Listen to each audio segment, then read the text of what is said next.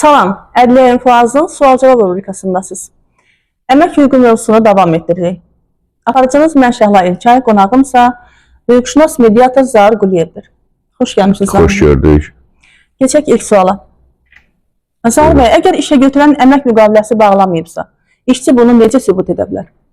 İşə götürən əvvəlki rubrikalarda da biz bunu qeyd eləmişik. Mütləq mənada istəyir müvəqqəti, istəyir daimi, istəyir hətta sınaq müddəti üçün mütləq mənada əmək müqaviləsi bağlamalıdır işçi ilə. Amma hər hansı bir səbəbdən, bu və ya digər səbəbdən o müqavilə bağlanmayıbsa, işin digər halları ilə, misal üçün əmək funksiyasının yerinə yetirilməsi ilə bağlı ola bilər video görüntülər, foto şəkillər, telefon danışıqları, WhatsApp yazışması, eyni zamanda şahid ifadələri və digər mümkün olan vasitələrlə sübut edə bilər və məhkəmə qaydasında həm müqavilənin bağlanmasını tələb eləyə bilər, həm sığorta və sair ödənişlərin ödənilməsini tələb eləyə bilər, eyni zamanda da ödənilməmiş əmək haqqısı, məzuniyyət günləri və sair varsa onları da tələb edə bilər.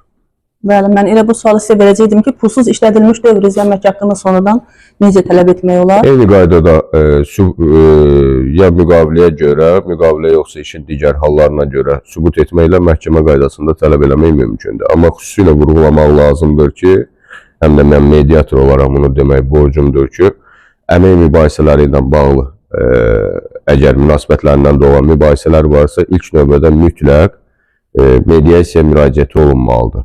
Və incə nüansı diqqətdə saxlamaq lazımdır ki, məhkəməyə müraciət bir ay ərzində olmalıdır. Bəzən işçilər pozulmuş əmək hüquqlarının bərpasında məhz məhkəməyə zamanında müraciət etmədikləri üçün hüquqlarını bərpa edə bilmirlər. Aydın, təşəkkür edirəm. Mənim verəcəyim suallara da siz cavab verdiniz. Mən yenə sual vermək istəyirəm ki, pulsuz işlədildiyi hallarda işçi hara müraciət etməlidir? Bunu cavablandırın. Əlavə olaraq mən qeyd edeyim, icazənizlə, əlavə olaraq qeyd edeyim ki, eyni zamanda mediasiya və məhkəmə ilə yanaşı əmək müfəttişliyinə də müraciət edə bilərlər. Bəs bu halda sahibkarı hansı məsuliyyət gözləyir?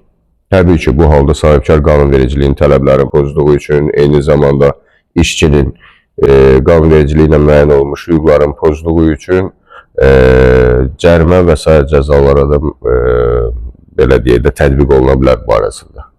Təşəkkür edirəm. Çox sağ olun suallarımızı cavablandırdığınız üçün. Dəyərli izləyicilərimiz, əgər sizin də hüquqi suallarınız varsa, Ədliyyə İnfoazın rəsmi Facebook səhifəsinə və ya 070-222-91-39 WhatsApp nömrəsinə göndərə bilərsiniz. Seçilən suallar növbəti buraxılışlarımızda cavablandırılacaq. Mövzu ilə bağlı fikirlərinizi rəy bölməsinə yazın. Hüququnuzu bilin ki, heç kim onları pozmağa cəsarət etməsin.